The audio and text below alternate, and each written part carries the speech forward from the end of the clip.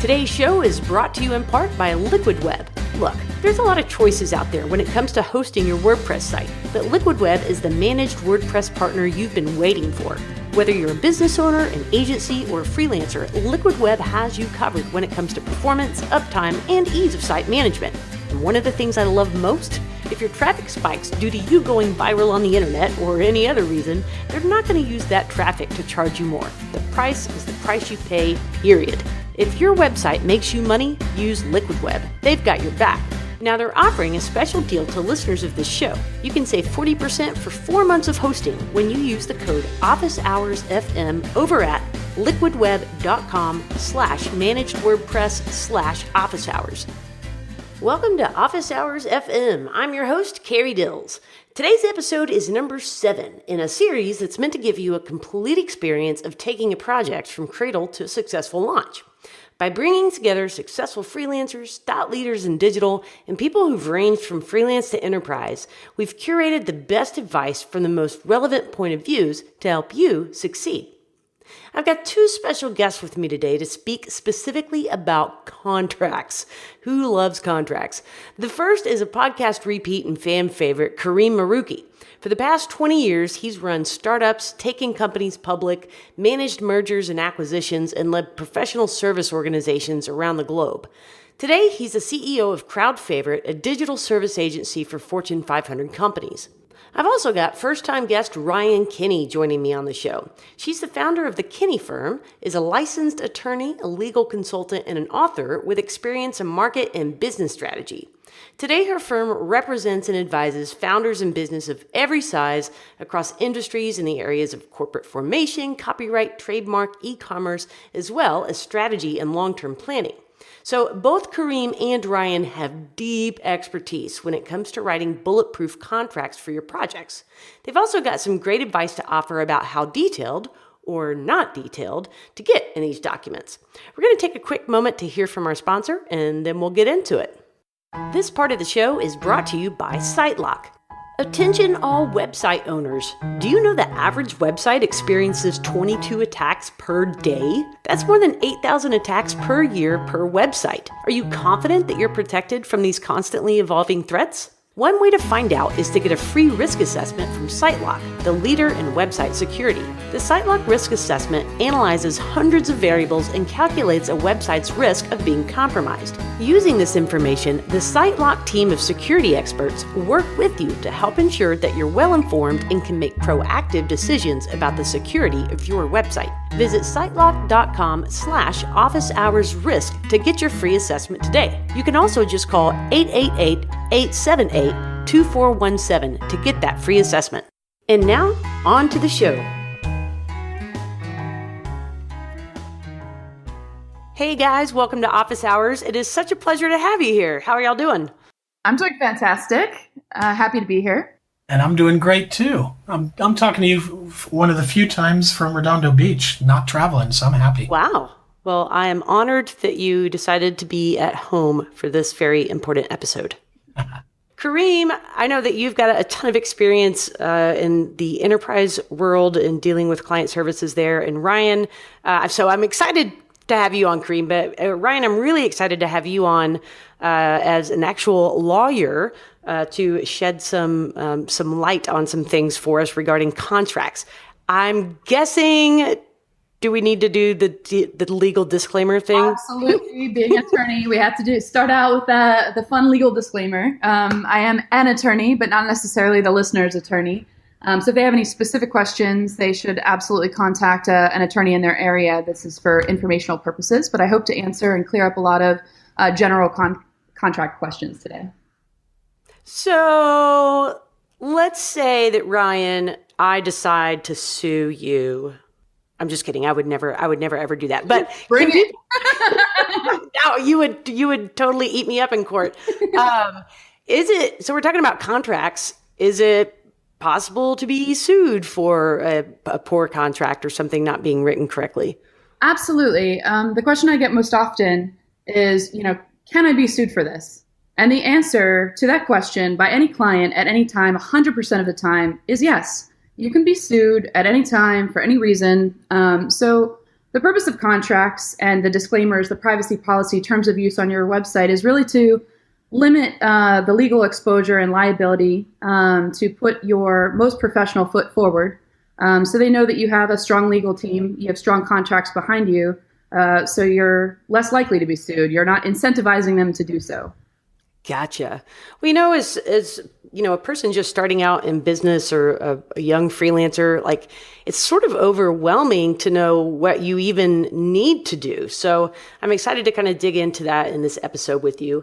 So I'm going to ask, let's see, Kareem, I'm going to toss this one to you.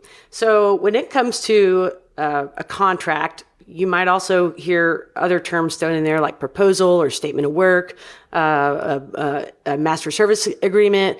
Are those all a same document or separate pieces of documentation? So while today I work mostly in the enterprise, I started out like most people working on really small jobs. And you can scare people away with a massive contract. So there is a difference, and you can make it easy on yourself. One of the tools is to write a proposal, and then at the end of that proposal, give terms. Now, I said that in a very specific way because when you're writing a proposal, you want to put your best foot forward. You're being salesy. And then when you're writing a contract, Ryan will tell us you want to be factual. It's hard to do both, right? So if you're upfront doing that and then coming back in and saying, here's my terms, you can actually make it more friendly and less formal by not giving them two pieces of paper, but giving them one that says, here's a proposal, and I've just put some terms on the back. That makes it easier. When the jobs get more complex, you're going to want to work towards a more formal contract, and we tend to call those statements of work. And they get a little bit more detailed, as I know we'll talk about further on in here. But as your work gets more complex, you want to make that there. You want to make it more complex. And, Ryan can tell us the difference between the different types of contracts, but I feel that a good tool for folks would be to try and start simple if they're just starting out, and just cover the bases that we're going to talk about here, not try to make it too complicated with a formal SOW or a formal master service agreement, which is a different type of thing. Okay. Well, okay. So Ryan, on those different types of documents that we just mentioned, can you kind of break those down and how, from a legal standpoint, you would think about those? Kareem was talking about complexity of the work being done. It's also, from a business perspective, the sophistication of the clients that you're working with. So if you're doing a freelancer and you're doing a smaller site, as he said, you don't want to throw this huge contract at them that they're not prepared for.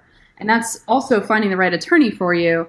We tend to want to overcomplicate everything and draft the best contract, under the sun with, as many formal clauses and particularities as we can.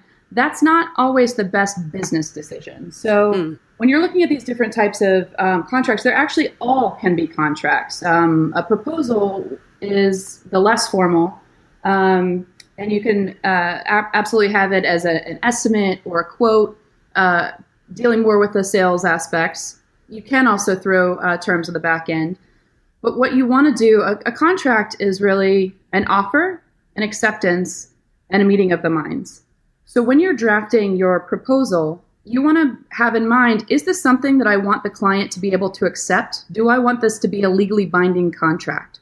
So if the answer is yes, throw the terms in the back, have them be able to sign off and move forward with an informal contract. If the answer is no, you're really doing this more as an estimate, but you don't want the price to be bound. There's still some more terms that you want to hash out. You might want to write in there non-binding, offer, or have limiting language with an expiration date on that proposal. They must accept by a certain date, otherwise it expires, so they don't come back 2 years from now and try to get a quote on a price for a project you're no longer able to perform. You don't have the team together. The SOW is also a contract. It's more formal, but it's per project, where the master servicing agreement, master for a reason, it's the larger document that oversees all of the projects that you may do for a particular client. So you're going to tend to use this if you're working with a client for more than one project. large scopes of time. It just kind of governs your working relationship. I love that you put that limiting language about a date specifically, because I've had that happen where I floated a proposal out and then it came back way later, like a year later. And I'm like, I don't think so. Absolutely. But, fortunately they didn't sue me for not having that language in there. But, okay, so I'm going to introduce a new legal term called the Proposal Mullet. And the Proposal Mullet, it's the fun sales part up front, and then you're sticking on the terms and all the businessy stuff on the back end. I like it. I'm just going to stay quiet. I want to say I had a bet that I couldn't fit the word mullet into this episode, but that's not a true statement. Okay, so those are all different sorts of contracts, just kind of under different names, and then based on the situation. And your client level of sophistication. Again, I mean, if it's a larger client that is business savvy, they may expect to have a more formal contract. It might make them feel more at ease and might put you in more of a position of authority to have, a bit more formal of a contract. They might be a little bit, they might actually question your business acumen if you come to them with a mere proposal. But absolutely, if it's a smaller project, figure it out based on the client that you have in front of you, which is going to work best for you. Yeah, you want to right size things, right? Just like if you're a freelancer starting out or you're moving to that micro agency level, you want to make sure that you're not scaring away your clients, yet you're covering your butt, and there's a balance there of making the client experience a good one. Yeah, that's a great point. So on the date thing that we were just talking about, or the limiting language, as you called it, Rian, mm-hmm. Kareem, any other thoughts on that of how you guys handle it at Crowd Favorite? Well, so in conversations with Rian and I have talked about having a non-response, late fees.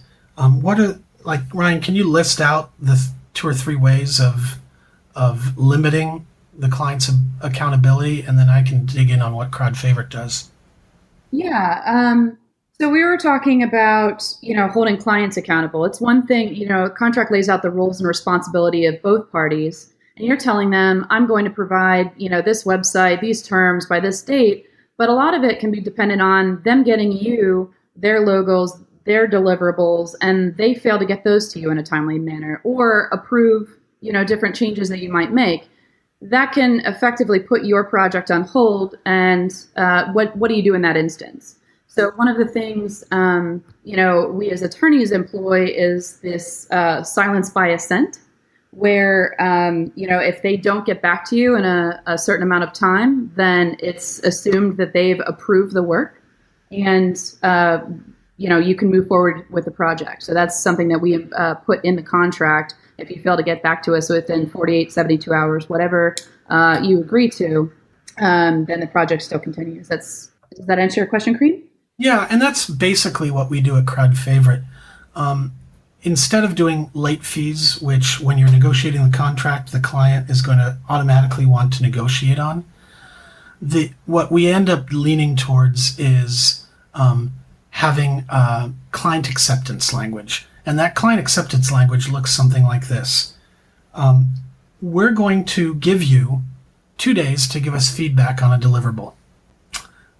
If you don't give us feedback in those 2 days, you are automatically agreeing that as we've presented it to you, it will be approved and we're moving on. Why do we do that if the client's not happy? We do that specifically because we're creating an instance where we're giving them the responsibility to get back to us. Otherwise, we can continue and actually bill for the next milestone, because usually client acceptance is right when they want you to get them the invoice or when they'll receive an invoice. So hitting them with that invoice is a reminder, oh yeah, I need to give them that feedback. And that gives you a mechanism to sort of have that conversation on your terms rather than theirs. Where that works a little bit less is where Rian said where they haven't gotten you content or they haven't gotten you a logo or what have you. There, you really have to work on late fees, which I know we're going to talk about in a second, but also we also have to think about things like performance period. And this is probably, I'll just jump in to briefly mention performance period is a way to limit fixed bid projects, which we can get into a little bit later. Oh, man. I'm just going back to that simple contract that says, hey, I'm going to do this for you. Hey, you're going to pay me this much. Sign here. Yeah, but we're all human, right? And if everyone actually did what they were supposed to do when they were supposed to do it, we wouldn't have to have this conversation. But right. Unfortunately, life happens. Sometimes there's, late payments, late projects, and what happens, what contractually happens when that occurs. Gotcha. So, okay, speaking of the signature thing, a lot of online tools now for like proposal creations, like BidSketch or Proposify, those sorts of services, you can send a digital copy of the invoice of the contract, and the person they can add a digital signature to accept it. So versus, mailing it to you or faxing it to you with the physical signature. Is there any issue there, legally speaking? Like, is that enough? Well, I think most people know by now that an electronic signature has legal significance. It's treated the same way as a wet ink signature. That's been law since 2000. But what most people don't know is that there's major factors that have to be met in order for that electronic signature to be enforceable. So the four major requirements are, and the parties have the intent to sign electronically. They consent to do business electronically. The association of, this is all legal, I'll explain it after I go through it, association of signature with the record and record retention. So intent to sign is pretty clear. Consent to do business electronically, that typically means that you have to have a separate written agreement that you're going to agree to sign electronically. The association of signature of record sounds complicated, but it typically is just the verification of an email address. And the record retention is the independent ability to provide documentation that this electronic signature took place. So it can appear as an audit or a separate document that says when the electronic document was open, how long it was viewed, when it was signed, things like this. There's a lot of companies out there now, and it's not cost prohibitive. DocuSign, Adobe, I'm not endorsing any one of them, but they actually incorporate these requirements into their technology. So as a small business owner, you're not creating these independent records and having to store them for all time. They're automatically being met by using these services. Gotcha. And out of curiosity, of those two services you just mentioned, do those actually track the opens and the time spent looking at the document, that sort of thing? I'm very familiar with DocuSign, and absolutely. So, depending on what industry you're in, being able to show that you sent a document at a particular time. If you say, you tell your client, I'm going to send this document before 5 p.m., close of business today, and you can show that it's been sent and or that they've opened it. This is, fantastic evidence to be able to provide to quash any disputes before they even get to a litigation level. I sent it. I can show you I sent it. I know you opened it 3 minutes later. You looked at it for 2 minutes and 45 seconds, this kind of thing. So yeah, DocuSign is great for that. Cool. And let the record reflect that Rian is not suggesting. I'm not endorsing. Or endorsing. I'm not a spokesperson. However, I have no qualms about such things, and I will have all the show notes, all the links that we're mentioning in this episode over at officehours.fm. Wow, I've never heard that level of detail. That's some good information. Even with all the projects we do, I didn't realize those were the considerations. I got a question, Ryan. What happens if you decide to end your subscription? Will you still be legally compliant, or are you stuck with this subscription forever? If you want, that's a great question. Yes, you're still going to be legally compliant, because when you're done with the signing session, they send you not only your signed legal contract back, but they send you a separate document for your records that's a complete audit of the signing session. So when every party opened it, and when they signed it, so that document stays a part of your electronic records in perpetuity. It's one of those, why take on the responsibility of adhering to this law and having to micromanage all of the different aspects when you have a vendor that can take on that responsibility and be compliant for you. As a process nerd, that's cool. Oh, so Kareem, I'm going to put you in the hot seat here for a second. You've been doing this like decades and have dealt with all sizes of projects from little bitty to enterprise level. And are there any sort of go-to things that you like to include in a contract that are sort of CYA or cover the bases? Yeah, I mean, the basic parts for our industry and defining our industry as sort of digital services, whether you're building an app or a website or what have you, there's a couple of basic things. You always want to start with scope. You want to be as precise as possible on what you're actually going to be delivering. The more you get into the details of how many comps or how many templates, if you're using WordPress or any of those things, the more you're going to be able to push back when the client says, well, I didn't like that. Or I only got 2 rounds of revisions. I want a 3rd round of revision. Well, I stated, in the scope, we do that. So besides scope, though, once you figure that out, you're going to want to make sure that you're talking about those timelines and things like client delays. So when we're starting out, it's very hard sometimes to ask for time and material projects. Smaller clients love fixed bid because they have to limit the amount of exposure they're going to have financially. Well, you have a tool that not a lot of smaller shops use, and that's called a performance period. And somebody's going to say, well, isn't the performance period just the 6 weeks I say this project is going to take? No. You can add a clause, and here's where some practical examples come in, hopefully for your listeners. You can add something after the timeline where you've said it's going to be 6 weeks to do this project. You can say the performance period for this project is 8 weeks. Why are you doing that? Well, you're doing that because you're saying, I'm giving you X amount of scope for Y amount of money within Z amount of time. If the project gets delayed 2 weeks, that's reasonable. If the project gets delayed past that, you've exceeded the performance period of the project. Therefore, we're going to have to negotiate a change order. The reason why you give yourself a little bit of time is because you may create that delay as well. So I hope I was clear about how you can create this performance period for a fixed bid. You can go ahead and reach out to me, and I'd be happy to talk to anybody through Twitter or any of the social medias if they need some negotiation pointers of how to do this. But that's how you can get a client to really understand that time does equal money, even on a fixed bid.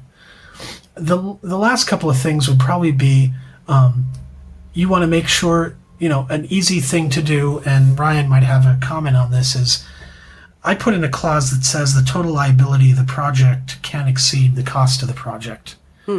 I've had some very unreasonable clients come back to me and say, well, you made me late on this, therefore not only should I get back my fee, but I feel like I lost a certain amount of sales or something. And that sort of cuts off that conversation. Yeah, that limiting of liability of the total cost of the project is good. And I don't want to go too far into it because it goes in so many different realms. But when you're looking at third-party liability and indemnification, if their site goes down and they're offline for a day or two, that limitation of liability covers everything, not just the actual, creation of the project or whatever, but the amount that you could totally be liable for if something were to go wrong as well. So it's a really great limitation to put in there. Oh, that's a great tip. And the last thing I'll cover, if we're not running out of time, is something that's very specific to the WordPress community or other open source communities, which is mentioning warranties and maintenance. When I say warranties, I do mean in both senses. You do want to warranty in the legal sense that you do not represent WordPress, the WordPress project. They're electing to use open source. And you do want to actually also have a warranty that limits, if they don't find a problem with a website in 30 days, it's their problem, not yours. You want to make sure you're explaining both of those things, and I'll tell you why. On the first part, when you're dealing with open source, clients really don't understand the fact that they're using something that doesn't have support.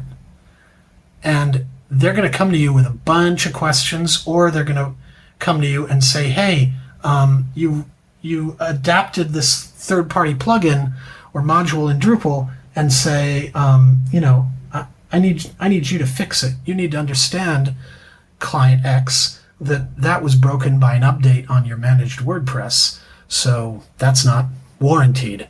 You want to explain that a little bit. And on the back side of that, you also want to make sure that they understand that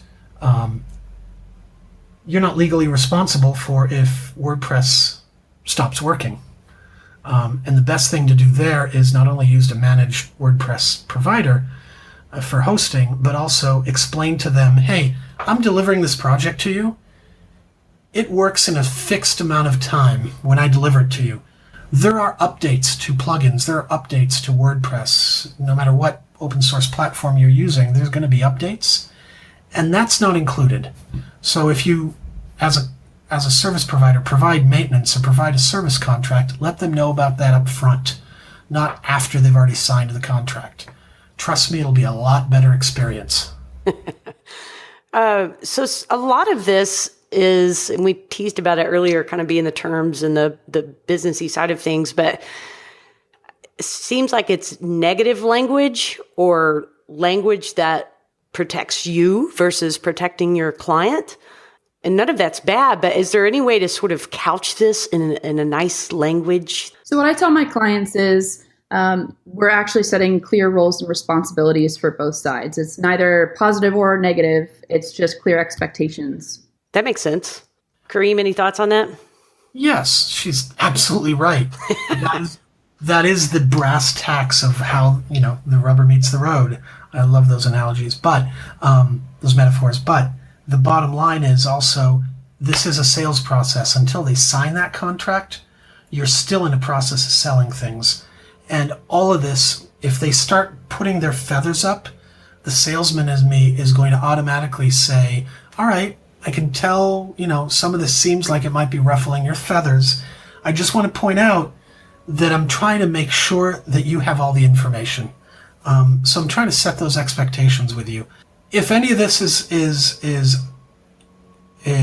difficult, then, let's dig in and let's talk about those details. But I'm sure I can cover each one of these points by explaining to you how this protects me and you. Because in all the things we've talked about today, even when you're talking about client delay language, you're trying to protect their budget. You're trying to do them a favor. So any one of these things that I mentioned as sort of the things that we put into contracts are things that there is a good side for the client, even if we're protecting ourselves. Absolutely. And investing that time up front to take that time to go through it with them and answer any all questions, make sure that there's a clear understanding. That's going to not only save you a large amount of time on the project as a whole, but can really reduce your legal liability when they, if there's something that comes up and they don't understand later. Remember when we spoke about that at the beginning and we clearly... Yeah, I actually like reframing it that way. You are setting expectations on both sides of the table, and that's what that document represents. Yep, I think that's the way you can say some of the things that feel negative, but you're saying, look, I'm making sure that we're going to have a good experience here. I know that you have done everything perfectly in your career. And that you have never made mistakes, but I'm sure that you have observed other people making mistakes. Being in digital services, are there things that you're like, oh, I always do this now, and because saw somebody else make that mistake? Any legal clauses specific to the digital space? Oh, I've made plenty of mistakes. I've had projects outright fail in the past with the best possible contracts, and times when, frankly, I thought I covered everything. I just covered, quite literally, in what we were just talking about, I just covered some of the things that constantly come up for me. But I left out a bunch of the absolute most important things that should go in any contract, because I don't think about them. But I'm sure Ryan probably has a list of make sure you get these things in there, even if it's a proposal. Yeah, absolutely. So there's, a lot of contracts online and boilerplate language. I typically, if I'm speaking with the WordPress community, we'll go through anatomy of a contract, so I can kind of bullet point, effective date, the clear naming of the parties, the very specific terms that need to be in every contract that you do. Today, we've kind of gone over very practical, specific industry terms and clauses that have come up over time, but things that, as an attorney, that I would always make sure that you're addressing, regardless of whether it's a proposal and you're bullet pointing or not. The first and foremost is jurisdiction. Typically, when you're buying and selling online, your client may be in another state. You want to make sure that you're limiting where you or your company can be sued. That's what the terms of use do on your actual website, if you have that agreement, as part of your website, but definitely in the contracts that you have your client sign. You want them to re-acknowledge jurisdiction as your state where your attorney is for that home court advantage. The other thing is notice and notification. We spoke earlier about the e-signature and the parties agreeing to be contracted via electronically. So notice or notification, are you deciding that, if something goes wrong and you require notice, is email acceptable? 1 to 3 days, email, mail, what address? Is it business days or calendar days? You want to be very specific about what proper notice is if your late fees and your contract are contingent upon notification of, an issue. And then lastly, this is something that people outside of the legal industry really aren't as familiar with, and it's called the drafter's rule. And it's basically whoever drafts the contract, any ambiguity will be construed against them by the court. So if you're the one giving your client a contract and there's something wrong with it, the court would automatically find against you unless you have something in the contract. And this varies by jurisdiction, but just be aware of it. And, if possible, include it, that both parties agree that the contract will not be construed against either of them. Any ambiguity is not being held against one party over the other. Gotcha. So, in my own starting out, I would find, I would get my hands on other people's contracts or things I found online and just sort of piecemeal together my own. I don't know what your feelings are about whether the appropriateness of that is, but would you recommend getting sort of your base proposal template or whatnot, getting your lawyer to check off, yes, this is an okay structure to use, and then just sort of reusing that same structure over and over? Absolutely. There's a reason that it's called boilerplate and template. Especially when you're dealing with small businesses, which is what I primarily deal with, they're going to be reusing the same contracts over and over, whether it's client contracts, independent contractor, vendor, things like that. So I try to make them as broad as possible for them to reuse, knowing that they have a budget and limitations, while at the same time being as specific enough to the industry and the work that's actually being done to protect them. So there's certain things, like I said, jurisdiction, we know is going to be in every contract that you have. Notice, indemnification, there's certain things that you're going to see time and time again that, once you make sure that language, what you have is good for your jurisdiction, it can kind of be plug and play. I'm always going to advise people to seek an attorney. I'm an attorney, and that's what I do. I would be, remiss if I didn't, give that advice. But know that there is a large amount of legal that is going to be recurring, and you should find an attorney that's able to advise you on what you can reuse. And I'm going to break in and say two things. First of all, we were joking around about how long I've been doing this and all the mistakes I have made. That's why I have this template. I have a template right now that I use with my clients that quite literally is it's from 15 years of working with these clients and refining things, and things change. So it's it's always worth it to just keep iterating on that. It's not going to be perfect the first time or the 10th time you use it, but you can just keep iterating and learn from your mistakes and learn from, close calls. That's the first thing. Secondly, in the show notes, I know you're going to put Ryan's contact information. I've been begging her to take some of this information that she's sharing with the WordPress community at WordCamps. I know she's coming up to WordCamp Minneapolis. I've been begging her to come up with some blog posts or possibly some things that will let freelancers have a little bit more of a boilerplate, and I know she's working through how to do that. So if you're listening to this, go ahead and reach out to Ryan and see if that content's up there by then. Ryan, that would be fan-freaking-tastic. So in case you were wondering if you should do that, you should. Yeah, after I went to WordCamp Miami and saw the business track, every single business question had to do with contracts, and exactly your question, what's boilerplate? What can I, plug and play? I don't want it to be cost prohibitive for freelancers and people to get legal advice and to, know that this is acceptable language. So I am working on, templates and trying to put something together that's reliable from someone you guys know and is not necessarily something you rip from Google and hope it works out. Awesome. Well, you guys have just, dropped some major gems today. I look forward to myself just going through and re-listening to the episode and getting the show notes for it. But thank you both so much. Kareem, it is always a pleasure having you on. Ryan, you have been an excellent first-time guest. Thank you so much. I hope to talk to you again soon. Thank you so much, Carrie. Thank you, Carrie. And that wraps up another episode of Office Hours FM. I appreciate you joining me and tuning in. If you want me to let you know when new episodes are coming out, just sign up for emails at officehours.fm/subscribe. You can also find the show notes and links for this episode and the full archive of episodes over at officehours.fm. As always, if you enjoy what you hear on the show, just share it with someone else who you think might enjoy it too. Until the next time, cheers!